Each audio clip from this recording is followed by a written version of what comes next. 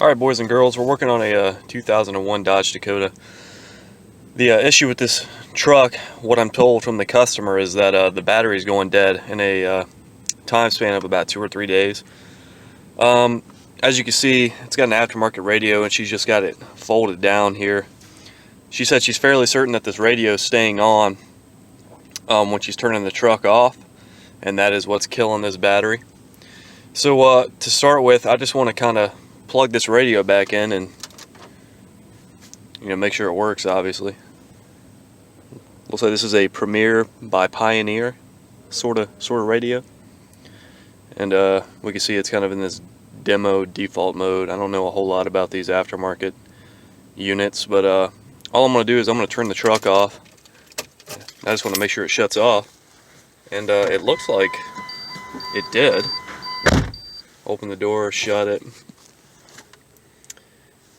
So maybe this isn't our issue. She said that she couldn't get it to turn off, but it's off right now. I'm just going to restart the car. So I've got the truck restarted, and the radio's off. Okay, it's coming back on.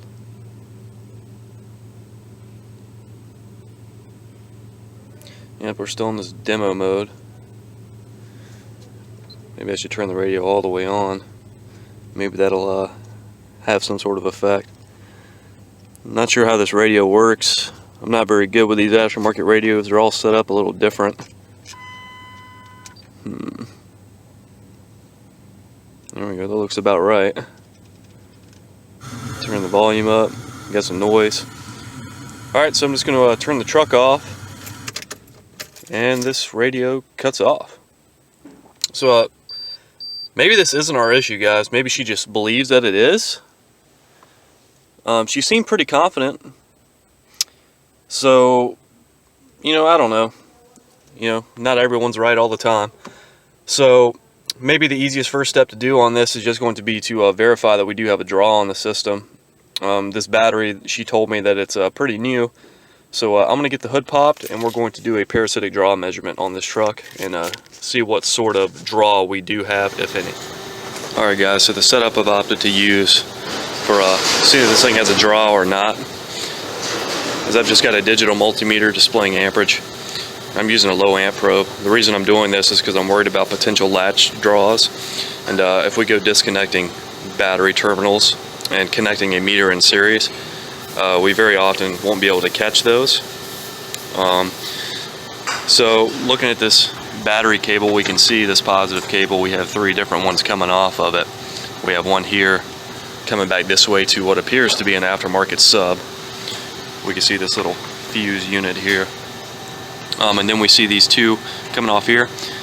This larger one, fairly certain that's going to go down to the alternator and starter. This smaller one is going to this fuse box. So all I'm going to do is I have my low amp probe here, and we can see we have a number displayed on the screen. I'm just going to zero this, and then I'm going to test these cables one at a time. I'm going to start with this aftermarket sub wire, and we see this 30 milliamp number. Using a low amp probe, there's some accuracy variables concerning this. Generally, when I see this like 30 milliamp number, really there's no current flow at all. It's just kind of noise that the meter's picking up. As you can see, not connected to anything. It's displaying 26 milliamps. So that's just something to keep in mind when using this versus using a multimeter in series. So next I'm going to test this big heavy one. I believe this goes down to the alternator. And if we look on the Vantage, we see that 26 milliamp number, so no current flow on this whatsoever. So now we're going to go to R1 going to the fuse box, and we can see we have this number of 150 milliamps. So one thing to note when we're checking for a draw like this, we need to make sure that all the doors of the vehicle are closed. Obviously we do a quick visual inside the car, make sure we don't have any dome lights on or anything like that. The key is not in the vehicle. I have the key with me. This being an older car, I'm not worried about the key activating any modules being in close proximity to the truck or anything like that. But so I'm just giving the vehicle a quick walk around. What I can tell you guys is with a 150 milliamp draw, typically that's not really going to be anything you can see or hear. That's a very, very small drain. Typically any sort of light that's staying on or anything like that will usually be above 500 milliamps or so. So we also don't want to analyze this number too quickly, this 140 milliamp number. Really what we need to do is we need to let the truck sit for a while and make sure all the modules are shutting down. So what I'm going to do is I'm going to keep this low amp probe installed on this, and I'm going to keep this number rolling, and we're going to come back in about 20-30 minutes and we're going to see if this goes away. If it does not, we're going to start troubleshooting this parasitic drain problem. So yep, I'm going to give it about 20-30 minutes and then we'll see what we have. Alright guys, so I'm about 30 minutes into this now. As we can see, we still have this 140 milliamp number displayed on the Vantage here. So at this point, I'm pretty confident we do have a draw. This 150 milliamp number would be sufficient to kill this vehicle in about, anywhere from 3 to 4 days typically. So this definitely potentially looks like our issue here. I went and talked to the customer a little bit more on this to get more info on this radio, and what she actually told me is she wasn't sure that it was the radio causing it. So maybe some bad info from the start, not 100%, but anyways, we're just going to systematically attack this draw and see what we come up with. What I want to start with doing, what I think will be easiest, is we're just going to pull these fuses out, starting in this engine compartment fuse box one at a time, and we're going to monitor this draw while we do that. What we're looking for is which fuse drops this draw to a normal range. We could also test voltage drop across the fuse terminals. I'm opting not to do that simply because I only have one hand and I'm trying to get you guys camera shots of all this stuff. Sounds like I need a tripod or something, and maybe a better camera. But anyways, that's what we're going to do. Alright guys, so we just talked about pulling fuses to see if this thing has a draw and to determine where it is. And this is a good lesson on patience. I was about to start yanking fuses out of this thing, and we can see our numbers dropped down to 57 milliamps. This took approximately 30 minutes, a little bit longer than on this truck. So based off of this, currently we do not have a draw. It's possible that this could be an intermittent condition. The owner's pretty enthusiastic that this battery and alternator and all that stuff is good. But based off what I'm currently seeing, this thing doesn't have a draw, at least right now. As I said, could be something intermittent. But the next steps I want to take is I just want to do some basic charging starting system tests and see if we can isolate what's causing this issue she's having with this vehicle not cranking up after sitting for about 2 to 3 days. Alright guys, so my first step in checking this starting charging system is I'm just taking a look at battery voltage. I just have a set of leads hooked up directly at the battery. And, we can see this battery's fairly new. It's pretty clean. Probably just a couple months old. If we look at our voltage measurement here, we see 12.21 volts. So, just initially this battery is a little bit low. My next step is going to be to start this truck up, and we're going to take a look at charging system voltages and see how this alternator looks. So that's coming up next. Alright guys, so I have the truck running now. I don't have any loads on. The climate control is not on, no lights are on or anything like that. And we see just as a baseline, this alternator charging at 14.41 volts. So initially it looks like the alternator's charging. This isn't the best test. What we really need to do is we need to load it. And the way we're going to do that is we're going to turn every accessory on this vehicle on. Just heard some noise coming from over here. I don't know what that was all about.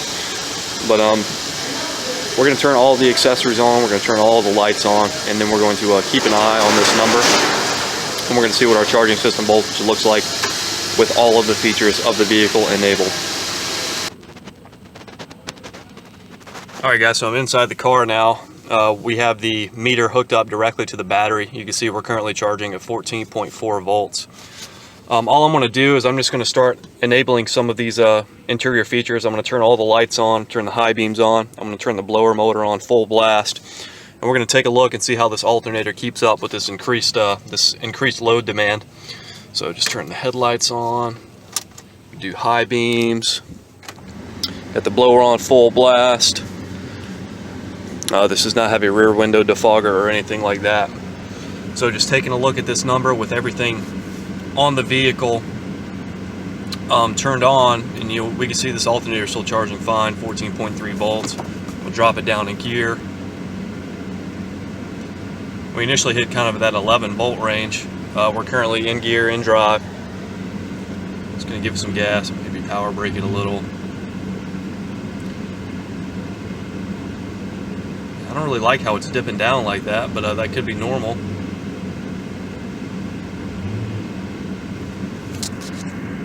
See, our voltage went down to 13.8, 13.9. And really what I'm trying to do with power braking this is I'm just trying to rock the engine back and forth. I've had success doing this on intermittent wiring problems. If you have any sort of harness issue, in the main harness or anything like that, sometimes power braking it and just using the engine to flex that harness around can get that problem to show up. Not really seeing anything jumping out at me on this. As you can see, our charging system voltage is still normal, even though we have everything on the vehicle currently turned on. So potentially not looking like an alternator issue, but we're seeing all these drops. I'm just going to keep watching this for a little bit. Every once in a while we're seeing this charging system voltage drop down to 12 volts, and I don't really have an answer for why that is happening. I don't believe it's normal. It could be, so I'm not totally sure on that. So I'm just going to let this run. I'm going to let the truck heat up a little bit, get this alternator hot. I'm going to keep all of these loads on, and I'm going to see what happens to this charging system voltage number. So I'll get you guys back after a little bit and we'll take another look. Alright guys, so I've had this had the vehicle running for a little bit here with all these loads on, and our charging system voltage is still holding. So at this time I don't currently suspect an issue with this alternator. So we're going to do some battery tests coming up next, see how this battery is. Just because it's newer doesn't mean it's good. So we're going to test the battery, see what we're working with, make sure it is good. Yeah, we may go another direction depending on how that goes. Again, this could be an intermittent draw, in which case it's going to be very difficult to troubleshoot. But yeah, let's do that. So to test this battery, guys, what I'm going to do is I'm basically going to use the starter motor itself to do a load test on this battery. All I've done here under the hood is I've pulled out the relay that lives here, and that's the engine relay. We can see it on our fuse box diagram right there. This being a Dodge, I think that's our ASD relay, which is going to control power feed to fuel injectors, ignition coils, stuff like that. So I've just pulled that relay out, and what I have displayed here on the graphing meter is just battery voltage. If we look at our current live number, it's sitting around 12 volts. That's definitely low. But all I'm going to do is I'm going to crank the engine over, and I'm going to watch this number, and I'm going to see what our loaded system voltage is. And looks like my tool's about to die, so we better do this quick. So turn the key on. Live voltage is 11.9, back up to 12. I'm just going to crank it. Dropping down to 10 volts, 9.8, 9.7. Back off. So we went from 12 volts down to a little over 9. It's not really too great. Doing this test again.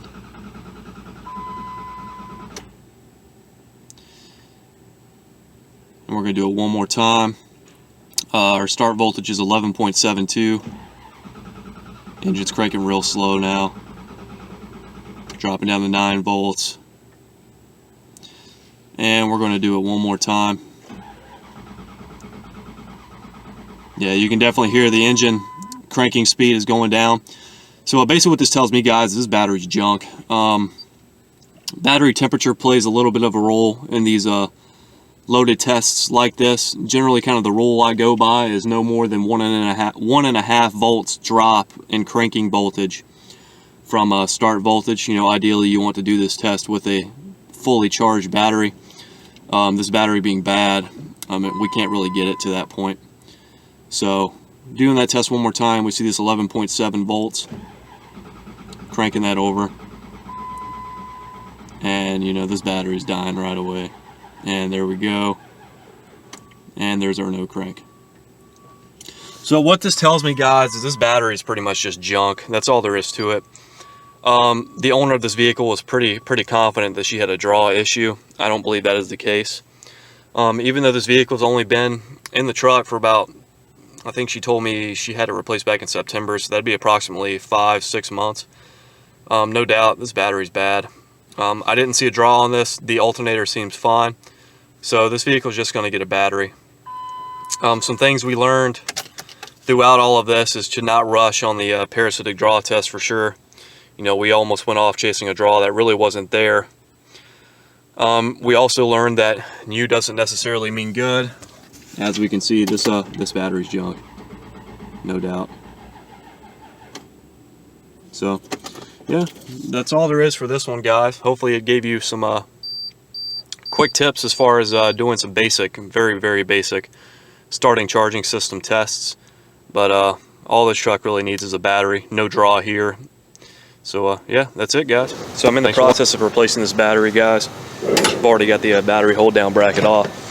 And one thing I noticed, this is a 24 FT5 battery.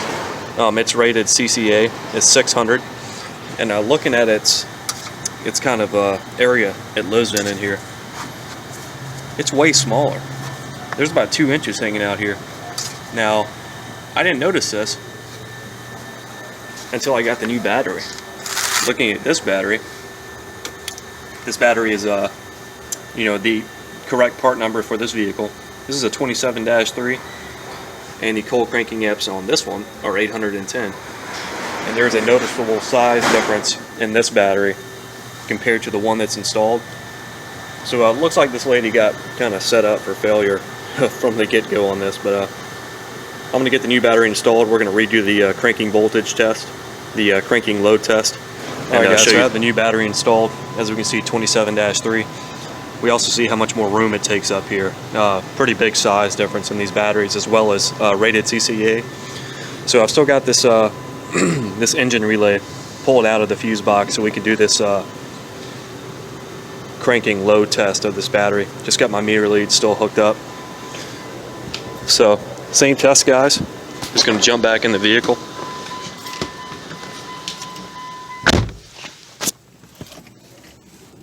You can see I've got my meter connected there. I may have a little bit of connection issue looking at those glitches. Our current reading is 12.2 volts. Just turning the key on. I'm now going to crank it. And you can see we started at 12.2 volts and we're dropping down to 11. This thing's cranking nice and strong, letting back off. Our battery voltage goes back up to 12.1 volts. You know, you could argue that this battery's a little weak. You know, it has been sitting on a shelf for God knows how long. Gonna crank it again. And you can see cranking voltage right around a 11.1. So about 1 volt drop on this. This is a good battery, guys. This is what we wanted to see on the last one and we clearly didn't. So yeah, that's the only real issue with this car. Just this battery. Some lessons learned on this. Just because the battery fits into the battery well does not mean it's the right one for the vehicle. You know, rated CCA is definitely important. This vehicle has a 5.9 liter V8 engine, so you know, that little battery cranking this big motor over, that's probably what killed it. But anyways, this car is fixed. We got some good before and after kind of shots on that cranking load test. Like I said, the number I usually go by is 1.5 volts maximum. You know, if you're starting to get near that, I would be a little bit worried about the battery. But anyways, that's it, guys. Truck's fixed. So thanks for watching.